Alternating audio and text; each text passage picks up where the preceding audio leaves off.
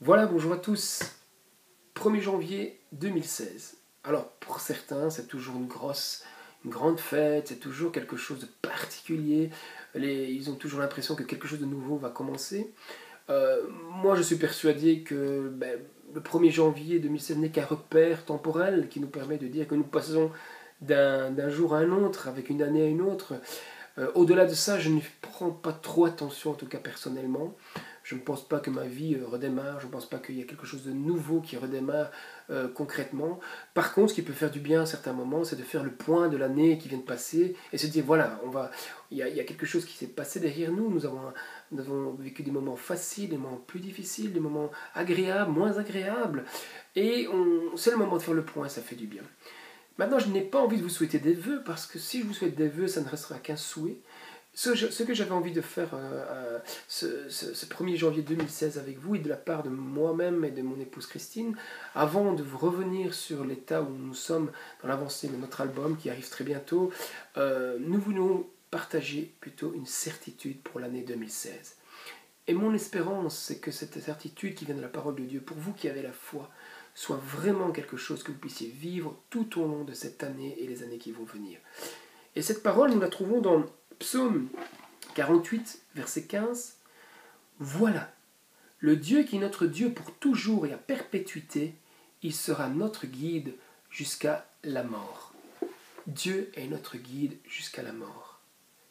L'apôtre Paul, à un moment donné de sa vie, Actes chapitre 15 ou chapitre 16, je ne sais plus exactement, va tourner en rond.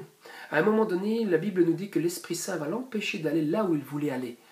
Et il arrive des moments dans notre vie, on ne sait pas pourquoi. Il y a des choses qui se bloquent.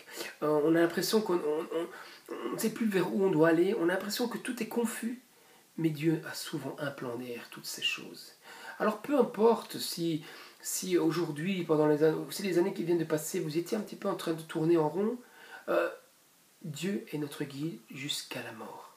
Et je suis convaincu que nous devons continuer de poursuivre et de garder la foi que ce Dieu qui est notre guide jusqu'à la mort a un plan, a un projet prévu d'avance. Alors certains peut-être vous ont dénigré, d'autres vous ont méprisé, peut-être que d'autres aussi vous ont culpabilisé d'être dans ces moments de confusion. Mais si vous êtes quelqu'un qui cherche la volonté de Dieu, si vous êtes quelqu'un qui toujours cherche à marcher par l'Esprit, sachez que Dieu continuera de guider vos pas et votre chemin.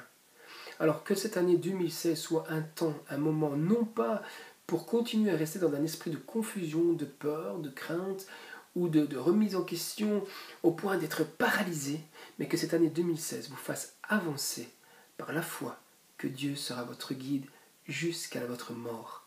Alors, je vous souhaite vraiment de trouver les besoins, de trouver les trésors spirituels dont vous avez besoin pour avancer. Et que vraiment ma prière, c'est que le Seigneur, pour vous comme pour moi-même, puisse ouvrir les chemins qui nous mènent à la destination prévue pour lui et pour nous. Au nom de Jésus-Christ, je vous souhaite vraiment une belle année. Et vous avez quand même fait un souhait, un vœu. Je vous le souhaite, mais dans le nom de notre Seigneur Jésus-Christ et dans la conviction et dans les certitudes de la parole de Dieu. Salut, ciao!